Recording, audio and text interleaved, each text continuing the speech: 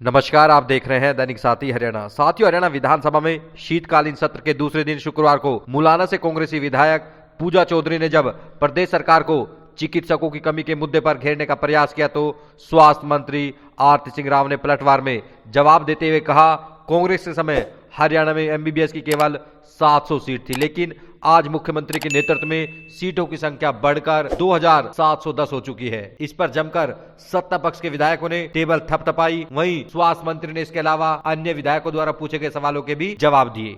18 में कहा था कि एक डॉक्टर होना चाहिए 1000 लोगों की पॉपुलेशन पे।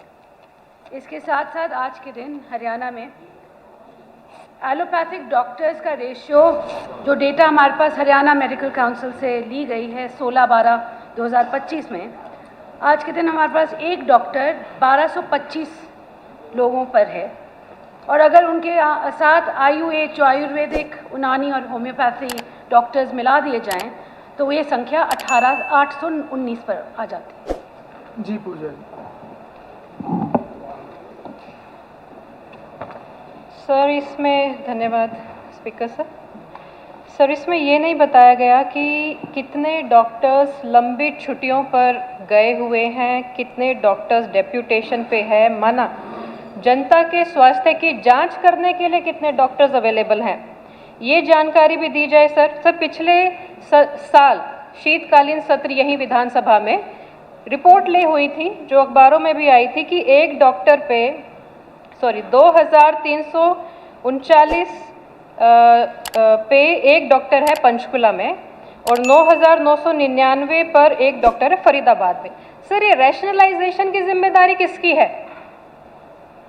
कि डॉक्टर्स की वो तो बताया गया कि है, लेकिन रैशनलाइज पोस्टिंग हो, ट्रांसफर हो, जिलावार इतना जो डिफरेंस है सर, उसकी देखरेख की जिम्मेदारी किसकी है? जी, पहले डॉक्टर इतने कम है सर, उनकी पोस्टिंग भी अगर ठीक से नहीं होगी तो किस प्रकार से जनता के स्वास्थ्य को हम इंश्योर करें?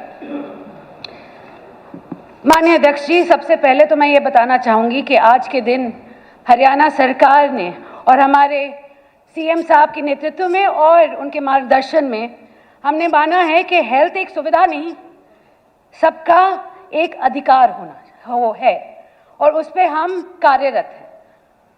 जहाँ पहले 11 साल पहले सिर्फ 700 सीटें हुआ करती थी मेडिकल कॉलेजेस की, आज के दिन वो 2710 बन गई।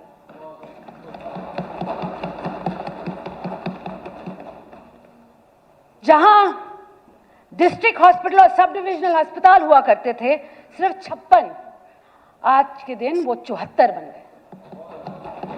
और जब सीएचसी की बात आती है तो 109 ही हुआ करते थे 11 साल पहले, आज 122 किए।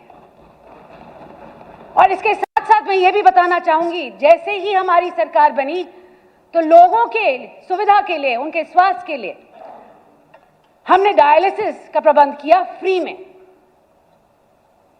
इसके साथ साथ 5 लाख रुपए आयुष्मान भारत के हमारे प्रदेश के लोगों को मिलते हैं।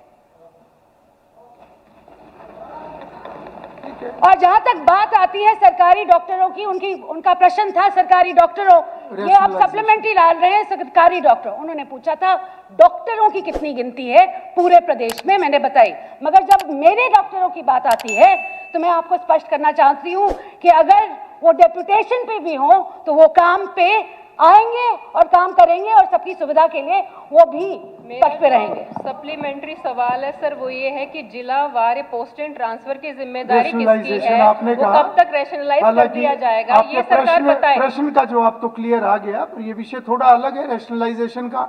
अगर कहीं पर ऐसा कुछ लगता है कि कहीं दिक्कत है तो वो दूर की जा सकती है। सबसे पहली बात तो पॉपुलेशन के हिसाब से WHO ने नहीं यहाँ पे जो हमारा एक सेकंड जी, जो नेशनल हेल्थ पॉलिसी है 2017 की और इंडियन पब्लिक हेल्थ स्टैंडर्ड है, इन्होंने हेल्थ सर्विसेज अवेलेबल पॉपुलेशन से हॉस्पिटल बेड्स की थी, करी थी, डॉक्टरों की नहीं की थी। ठीक है मंत्री जी, उनका जो विषय आया है 1-2 जगह का उन्होंने बताया जहाँ रेशियो से थोड़ा ज्यादा है तो रैशनलाइजेशन जिम्मेदारी तो हम पूरी ले रहे हैं जी। आज तक नहीं है तो सरकार है। इसको देखेगी या नहीं विभाग ने आज देखेगी? तक किया है, इसको पहले लेकर कभी नहीं हुआ जी। सर, इसको लेकर सरकार क्या आगे करने कदम उठाने वाली है, उसकी जानकारी चाहिए। रैशनलाइजेशन का 1-2 जगह का विषय है उसमें। अब मैं मीटिंग करने को तैयार हूँ जब भी वो वक्त मांगे। ठीक है, वो डिपार्टमेंट का वो ठीक है, डिपार्टमेंट की मीटिंग करेंगे वो। मैंने आपको दिखा दिया आईना कि आपके वक्त क्या होता था और हम अब नहीं, क्या होता है। इम्प्रूवमेंट है, इम्प्रूवमेंट है।